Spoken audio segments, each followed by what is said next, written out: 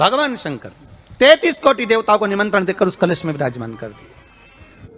ओम नमः शिवाय। हर हर महादेव। भक्तों इस वीडियो में पंडित प्रदीप जी मिश्रा आपको कलश के बहुत ही अचूक उपाय बताएंगे, साथ ही साथ ये बताएंगे कि कौन सा कलश घर में रखने से सुख समृद्धि आती है और कौन सा कलश घर में रखने से घर में दुख आते हैं। और भी कई सारे उपाय पंडित प्रदीप जी मिश्रा ने इस वीडियो में बताए हैं और उनको किस तरह से करना है ये बताया है। साथ ही साथ आप इन उपायों को करके किस तरह से लाभ पा सकते हैं, कैसे इन्हें करना है, किस दिन करना है और क्या इनका फल मिलता है। जिसका शादी विवाह मंगल विवाह ना हो रहा हो उसके लिए उपाय बताए हैं। कलश में जो आम का जो पत्ता रखते हैं उसका क्या मतलब होता है, ये सारी चीज़ें आपको यहाँ पे बताई गई हैं। तो आइए वीडियो शुरू करते हैं। श्री शिवाय नमस्तोभ्यम। जितने लोग भी कथा सुन रहे हो बहुत ध्यान देना। ये जो पानी पीने का जो मटका होता है ना, जिसको हमारे यहाँ कलश कहा जाता है, हंडा कहा जाता है, जिसको हमारे यहाँ परिंडा कहा जाता है, मटका कहा जाता है। तो पहले जो मटका चलता था वो लाल कलर का चलता था, ठीक है। उस पर कलाकृति करते थे लोग, उस पर डिजाइन करते थे। आपके यहाँ भी होगा, जितने लोग कथा सुन रहे हो ना, आपके यहाँ भी मटका होगा, लाल कलर का चलता था। अभी अभी जो मटका चल रहा है ना उसका कलर चेंज कर दिया गया। कौन सा कलर का हो गया? वो काले कलर का बेचने लगे। तो वो बेचने वाला क्या कहता है कि साहब ये सफेद, ये लाल जो मटका है ना, इस मटके से मजबूत अगर कोई मटका है तो वो काला है। बोलो सही है कि गलत है? अरे बोलो तो सही है ना। आप कभी जाओगे बाजार तो वो कह देगा, कुमार भी कह देगा, ये जो मटका है ना लाल वाला, इस लाल वाले मटके से मजबूत ये काला वाला मटका है, ये काला मटका है। और महाराज इससे पानी ज्यादा ठंडा ये कर देगा। पर शिव महापुराण की कथा, लिंग पुराण की कथा कहती है, और अगर आपने बैसाख मास की कथा को श्रवण कराओ, बैसाख की एक कथा होती है, उसको अगर आपने श्रवण कराओ तो उसमें वर्णन आता है कि घर के अंदर जहां पर आप पानी पीते हो, जिस स्थान पर अन्नपूर्णा निवास करती है, जिस स्थान पर अन्नपूर्णा का वासा होता है, रसोई घर में जहां पर भोजन बनता है, उस स्थान पर काला मटका नहीं रखा जाता। काला हंडा, काला मटका उस स्थान पर नहीं रखते। पर आज फैशन के हिसाब से, अरे साहब वो ये मटका थोड़ा कम ठंडा पानी देगा तो ये मटका ज्यादा ठंडा पानी देगा, तो उसको काले मटके को रखें। पर हमारा शास्त्र कहता है काला मटका लोग रखते कहाँ थे? पहले जो शास्त्र रीति थी उस काले मटके को रखते थे जब मकान बनता था, जब प्रॉपर्टी बनती थी, जब जमीन बनती थी, जब जायदाद बनती थी, संपदा बनती थी, तो उस स्थान पर उस काले मटके को केवल नजरोटे के लिए, केवल हाय के लिए, केवल नजर के लिए रखा जाता था। उसको लोग लेना पसंद नहीं करते। पर आज के व्यक्ति को अगर कह दिया जाए कि ये दो मटके रखे हैं साहब, लाल भी है और काला भी है, तो कौन सा पसंद करेगा? वो काला वाला ही दे दीजिए साहब, ये पानी ज़्यादा ठंडा करेगा, उसकी श्रेष्ठता रहेगी। नहीं, शिव पुराण कह रही है, भगवान कुंभ का निर्माण कर रहे हैं, भगवान कलश का निर्माण कर रहे हैं, और भगवान स्वयं ब्रह्मदेव कर रहे हैं कि आप ऐसा निर्माण कर दो जिसमें 33 कोटि देवता स्वतः विराजमान हो जाए। तो भगवान ने उस कलश का निर्माण कर दिया। अब कलश का निर्माण करा तो स्वयं भगवान ब्रह्मदेव बोले, प्रभु इस कलश के अंदर मेरा स्थान कहां है? मेरा स्थान कहां है?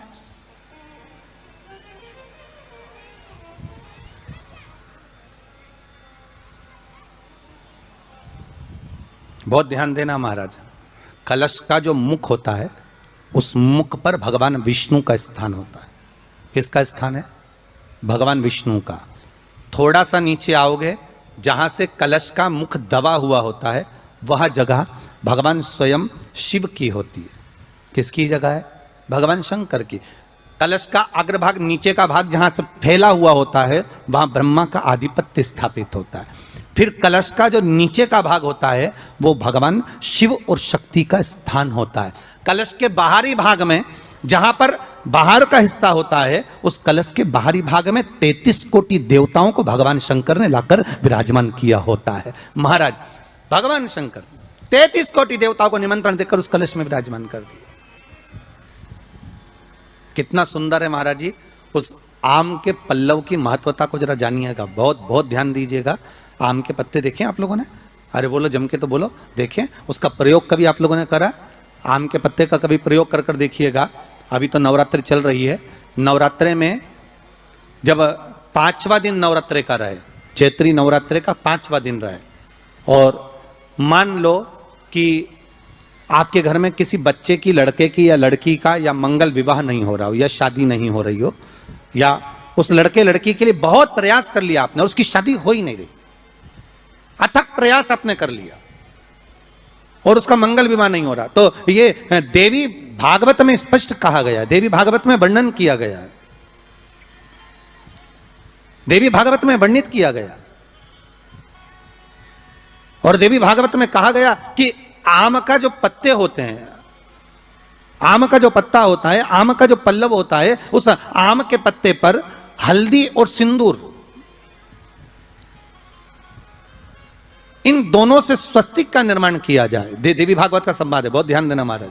जिन कन्याओं का विवाह ना हो, पंचमी के दिन, नवरात्रे की कोई सी भी पंचमी, मतलब जो पंचमी तिथि पड़ेगी, कोई भी नवरात्र हो, चाहे वो 4 नवरात्र में से, चाहे वो पौष का हो, अश्विन का हो, चैत्र का हो, आषाढ़ का हो, किसी भी नवरात्र में आप कर सकते हैं। एक पान के पत्ते पर, एक ही पत्ते पर जो 2 स्वस्तिक बनेंगे, एक हल्दी का बनेगा, एक सिंदूर का बनेगा। बस अंतर इतना है, जो हल्दी का स्वस्तिक है उस पर कंकु के चावल अर्थात रौली के चावल, रौली कुंकू के चावल रखना है, और जो सिंदूर का है उस पर हल्दी के चावल रखना। इतना रखकर जिस लड़का लड़की का विवाह नहीं होता उसकी हथेली पर रखकर उसका नाम और गोत्र बोलकर महाराज उसको ले जाकर नीम के पेड़ के नीचे उसको रख दिया जाता है। मात्र 3.5 या 4 महीने ऐसे रहते हैं जिसके अंदर उस लड़का लड़की का विवाह पक्का हो जाता है। जिसका विवाह नहीं होता केवल उसी के लिए, जिसका मंगल विवाह ना हो रहा, आम के पल्लव में शिव का वर प्रदान है, आम के पल्लव में शंकर का आशीर्वाद, आम के पल्लव में शिव का आशीर्वाद।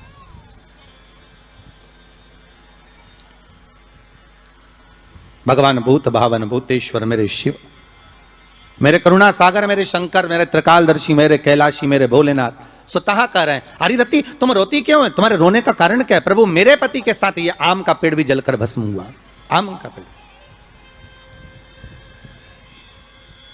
भागवत जी किस किसने सुनी है? हाथ उठाओ जरा, जिन जिन ने भागवत जी सुनी है। आप लोगों ने सुनी है भागवत? रखिए हाथ। अगर आप लोगों ने भागवत सुनी होगी तो उसमें वर्णन आता है,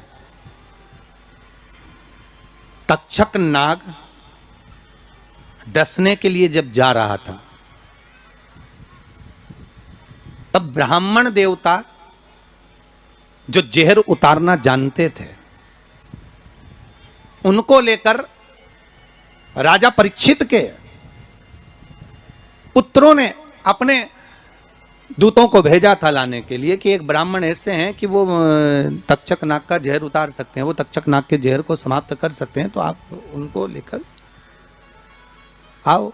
और वो तक्षक नाग का जहर उतारने वाले उस ब्राह्मण को लेकर जा रहे थे, तो सर्प ने विचार करा, तक्षक नाग ने कि बताओ ये तो गजब का काम कर रहा, अगर ये ब्राह्मण पहुंच गया तो ये ब्राह्मण तो सर्प का जहर उतार देगा। तो सांप तक्षक नाग को ये चिंता लग गई कि मेरे को ही डसना है और मेरे जहर ये उतार देगा, और डसने भी एक ही बार है और मरना चाहिए परीक्षित, परीक्षित को श्राप लगा है, अब करूं तो करूं क्या।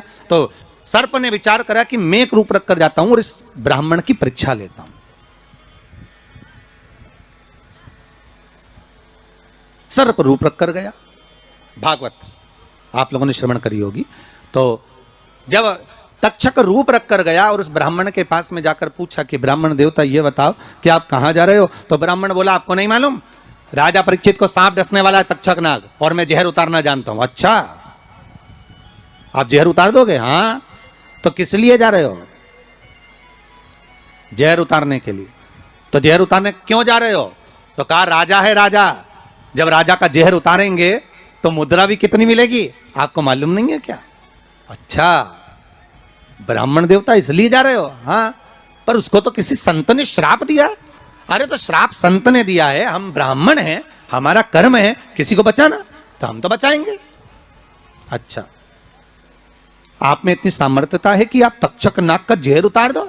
अरे तक्षक नाग आकर अगर मेरे सामने खड़ा हो जाए और किसी को डस ले तो यह पक्का है कि मैं जहर उतार सकता हूं। अच्छा तो इतने में तक्षक नाग सामने बिल्कुल प्रकट हो गया और तक्षक नाग प्रकट होकर बोला बता ब्राह्मण किसको डसूं मैं? ब्राह्मण ने कह दिया तुम्हारी मर्जी पड़े उसको डसो। सामने एक पेड़ था, उस पेड़ को ब्राह्मण ने, उस तक्षक नाग ने डस लिया। अब तक्षक नाग ने उस पेड़ को डसा और डसने के बाद में वो पेड़ पूरा जल गया। पूरा जल गया। अब पेड़ तो जल गया, पर ब्राह्मण जो था जिसको परीक्षा देना थी, वो ब्राह्मण को यह नहीं मालूम था कि इस पेड़ पर एक संत बैठकर साधना कर रहा था, तपस्या कर रहा था। और जब वो पेड़ जला तो वो संत भी जल गया, संत भी जल गया। अब जब संत जल गया, ब्राह्मण ने हाहाकार की आवाज जब सुनी तो आंखों में जल भर गया। आखिर हुआ क्या?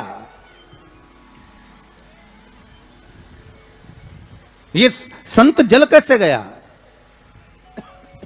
तो कहा इसके जलने का कारण केवल इतना है कि अब आप जीवित करो, इस पेड़ को हरा भरा करो, इस पेड़ को हरा भरा कर दीजिए।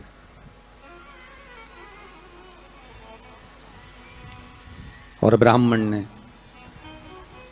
हाथ की अंजलि में जल लिया। हाथ की अंजलि में जल लेकर ब्राह्मण उस जल को पेड़ के ऊपर छींट रहे थे, तो सबसे पहले ब्राह्मण ने यह मन में सोचा कि भोलेनाथ, शंभु, त्रिकालदर्शी है, कैलाशी, कृपा ऐसी करना कि सबसे पहले जो पेड़ पर जो संत बैठा था वो जीवित होना चाहिए, जो वृक्ष पर संत बैठा है वो जीवित होना चाहिए।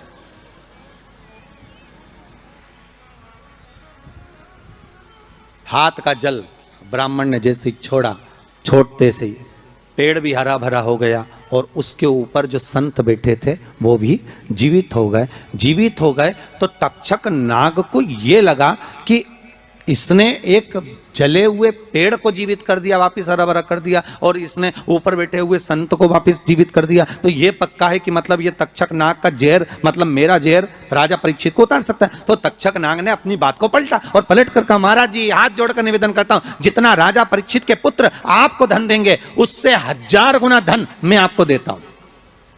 ब्राह्मण ने कहा ठीक है, अगर दक्षिणा से बड़ी दक्षिणा हमको एक ही जगह पर मिल रही है तो फिर हमें जाने की जरूरत क्या। ब्राह्मण ने दक्षिणा ली, वापिस मुड़ गया, वापिस मुड़ गया।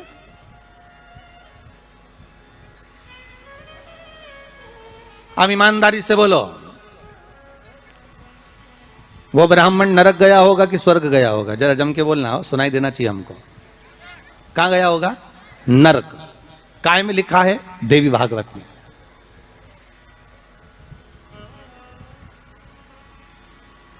उसका कारण क्या था? शिव महापुराण की कथा कहती है जैसे एक नाव चलाने वाला व्यक्ति नाव लेकर जा रहा है और उसमें बहुत सारे यात्री बैठे हैं, बहुत सारे यात्री, और नाव डोलने लगी, आंधी चलने लगी, तूफान चलने लगा, हवा आने लगी, लहरें उठने लगी और नाव डूबने लगी। तो जो नाव में बैठा हुआ नाव चला रहा था वो कूद गया और कूद कर बाहर निकल गया, और निकलकर सारे के सारे जितने नाव में बैठे थे वो सब जलने लगे।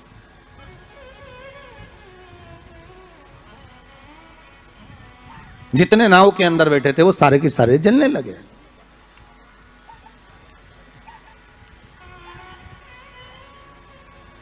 जब वो सारे के सारे पानी में डूबने लगे और पानी में नाव में जाकर सबकी सब जब डूब रहे हैं, सब मर गए। सारे के सारे जो नाव में बैठे थे, जो तैरना जानते थे वो बाहर निकल गए, बाकी के सब डूब गए।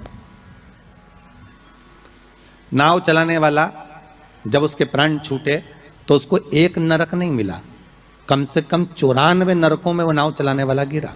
शिव महापुराण की कथा कहती। तो उस नाव चलाने वाले ने भगवान से पूछा कि मुझे इतने सारे नरक क्यों दे रहे हो? मैंने तो लोगों को गंगा से पार उतारा, मैंने तो रोज गंगा का जल पिया, मैंने तो रोज गंगा का स्मरण किया, मैं तो रोज भगवान का दर्शन करता था, मैं रोज गंगा से पार उतरता था, दुनिया के लोगों को मैं पार उतारने का काम करता था। तो भगवान ने कहा गलती केवल तुमने एक कर दी, तुमने अपने प्राण बचाए।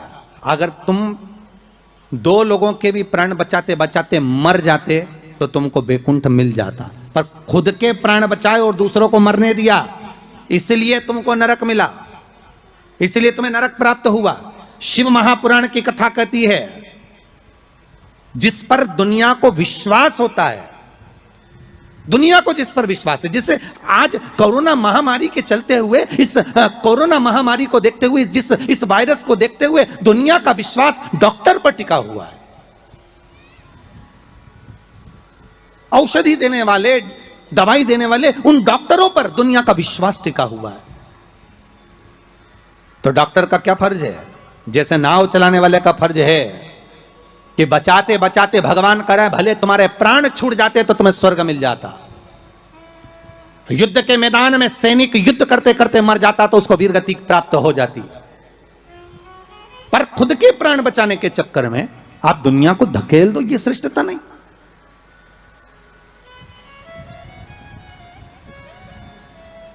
ये इसमें श्रेष्ठता नहीं।